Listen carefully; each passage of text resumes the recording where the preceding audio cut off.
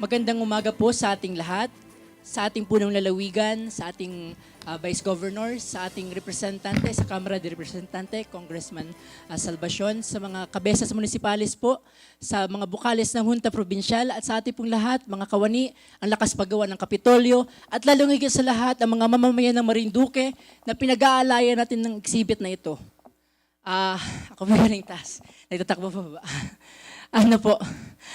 Ang ating pong exhibit ay pinamagatang Daily Lives, Hidden Voices, Unearthing the Marinduqueño and Colonial Photographs from 1900 to 1916. So mamaya po sa taas ay ating pong matutunghayan ang iba't ibang larawan na nakunan noong digmaang Pilipino-Amerikano at maagang bahagi ng American occupation sa Marinduque.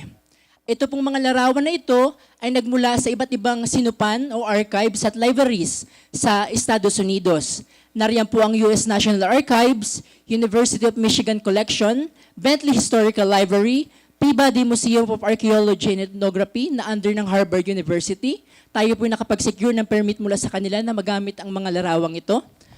At ito po mga larawan na ito, kung ating mapapansin mamaya, ay kinakatawan ang mga individual ng Marinduque, ang landscapes at ang iba't ibang sites dito.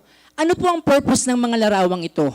Ito po'y ginamit ng Estados Unidos noong araw bilang propaganda upang maipalabas na tayo mga Pilipino, particularly tayo mga Marinduqueño, ay racially inferior, primitive, walang sibilisasyon. Kaya sinasabi nila, kailangan namin manatili sa Pilipinas upang magbigay ng demokrasya.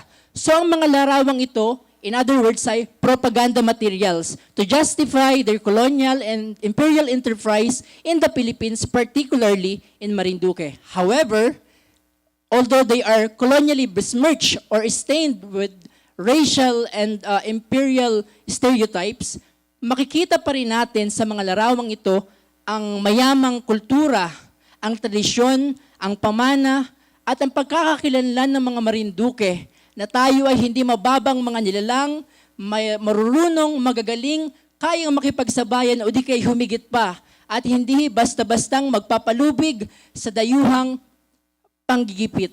Kaya naman po, dapat nating ipagmalaki ang ating pinanggalingan ng ating ligasiya ngayong makasaysayang araw. Ang exhibit po na ito ay bukas mula ngayon hanggang March 7, 2 linggo para sa ating pong mga kababayan na babisita, lalo na sa ating mga kabataan para kanilang makita. Kaya po naman, dapat tayo maging ipagmalaki ang ating pinanggalingan, ang ating kasaysayan, ang ating herensya. Maraming salamat po at mabuhay ang lalawigan ng Marinduque.